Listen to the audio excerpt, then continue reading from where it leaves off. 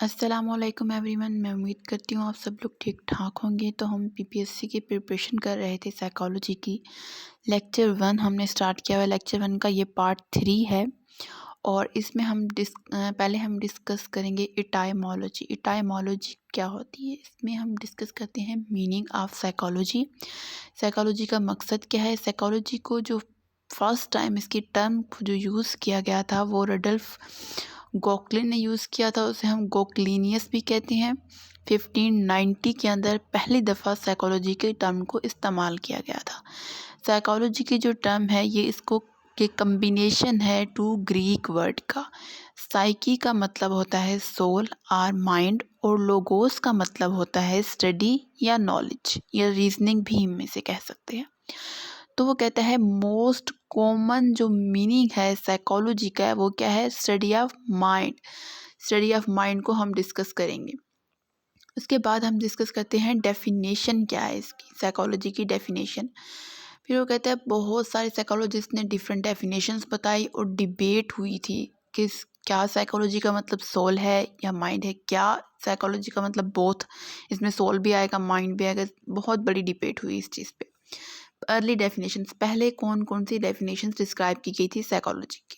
Socrates, Plato, Aristotle, ये Greek philosophers थे। इन्होंने फर्स्ट डेफिनेशन दी थी। इन्होंने कहा था साइकोलॉजी का मतलब होता है, क्या इसकी डेफिनेशन होती है, स्टडी ऑफ सोल।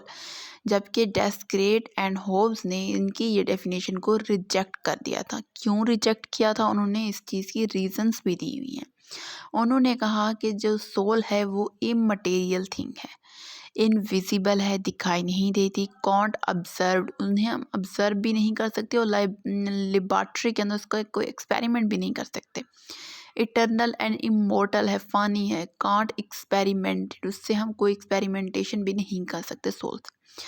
सेकेंड है विलियम वर्नन एंड टिचनर ने डेफिनेशन दी थी स्टडी ऑफ माइंड, उसकी डेफिनेशन को भी रिजेक्ट कर दिया गया।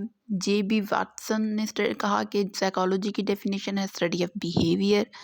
फिर William James and John Dewey ने कहा इसमें हम स्टडी करेंगे कॉन्शियसनेस को। फिर इन तीनों की डेफिनेशंस को भी रिजेक्ट किया गया था। अब करंट डेफिनेशंस क्या हैं, डिफरेंट साइकोलॉजिस्ट ने डिफरेंट डेफिनेशंस दी हुई हैं। ये कुछ जो मेन इंपॉर्टेंट है वो मैं यहाँ पे डिस्कस करूँगी आप लोगों के साथ। वुडवर्थ ने 1954 के अंदर कहा कि साइकोलॉजी की जो डेफिनेशन है study of activities of individual in relation on to his environment, एक इंडिविजुअल का अपने इन्वायरमेंट के साथ जो रिलेशन है, वो जो जो एक्टिविटीज़ परफॉर्म कर रहा है उसे हम कहते हैं साइकोलॉजी। मन ने 1955 के अंदर कहा scientific investigation of behaviour, scientifically तौर पर हम बिहेवियर की जो इन्वेस्टिगेट करेंगे, स्टडी करेंगे, उसको हम साइकोलॉजी कहते हैं। मॉर्गन एटल ने 1986 के अंदर कहा study of science of human and animal behaviour, psychology के अंदर हम ह्यूमन और एनिमल बिहेवियर दोनों को स्टडी करते हैं। फेल्डमैन 1996 में उसने कहा study of behaviour and mental process,